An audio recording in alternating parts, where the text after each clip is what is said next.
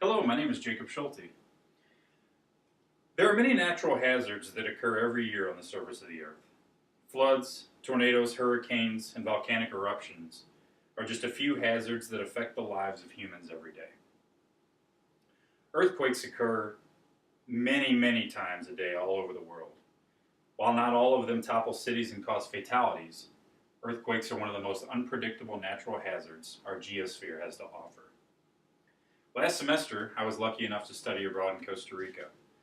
Obviously, before I left, I did plenty of research and found that Costa Rica is very prone to earthquakes and volcanoes and things like that.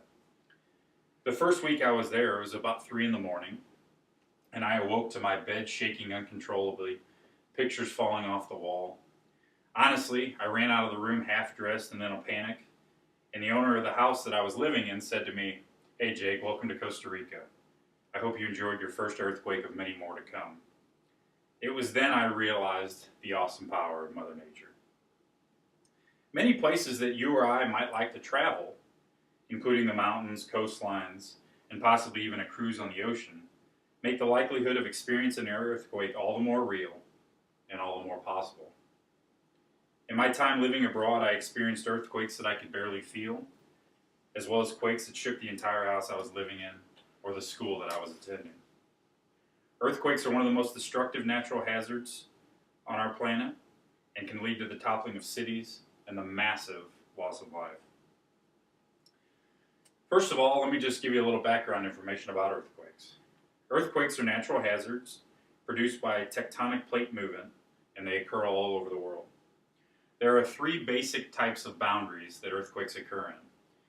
The first one is called a divergent boundary. That's where two pieces of the tectonic plates are moving away from each other. The most obvious example of a divergent plate boundary is the Mid-Atlantic Ridge, which goes up and down the Atlantic Ocean from top to bottom. The second type of boundary is a convergent plate boundary. That's where two plates are moving into each other and compacting against each other. The most obvious place where you can see a convergent plate boundary is in Chile and on the coast of South America. This plate boundary produces massive earthquakes, including the most massive earthquake ever recorded by humans. Also, volcanic eruptions are very common there. The third type of plate boundary is the transform boundary, which has two plates moving past each other, sliding past each other. The San Andreas Fault is a perfect example of that. Most earthquakes occur in what is called the Pacific Rim of Fire, according to the United States Geological Survey. However, they can occur anywhere on Earth at any point in time. Some of the areas of the world with large plate boundaries are more susceptible than others, but faults exist in many places that are not large plate boundaries. The general accepted measurement for earthquakes is the Richter scale. It was developed by Charles Francis Richter. The numerical scale from 1 to 10 is a measure of the intensity of an earthquake. Earthquakes that measure at the bottom of the scale happen millions of times per year, while earthquakes that happen on the top end of the scale may occur only one time every 10 years. Many of the major cities where earthquakes are most common have populations that make the possibility of mass casualties during one of these hazards all the more real. Earthquakes can have catastrophic effects on cities, both small and large, and both developing and developed. The most noticeable effect of an earthquake is the destruction of homes, office buildings, and skyscrapers.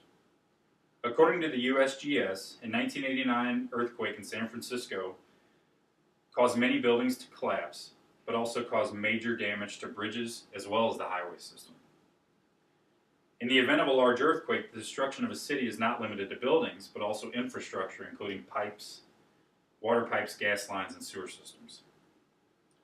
Again, according to the USGS, the 1906 earthquake in San Francisco, it is estimated that 90% of the total destruction was caused by fires because of busted or broken gas lines throughout the city. The loss of human life as a result of earthquakes will continue to rise with Earth's population growth and the population and density with which our cities are comprised. Human life and loss thereof is one of the most devastating consequences of a deadly natural hazard. Most large earthquakes in developed areas and even smaller earthquakes in underdeveloped areas can cause massive loss of life. The 9.0 magnitude earthquake in Japan in 2011 directly caused the death of almost 1,000 people, according to the USGS. On the flip side of that, the 7.0 magnitude earthquake in Haiti in 2010 directly caused the death of 100,000 to 200,000 people, mostly because most of the homes and buildings in Haiti are not very well built and collapsed during the earthquake.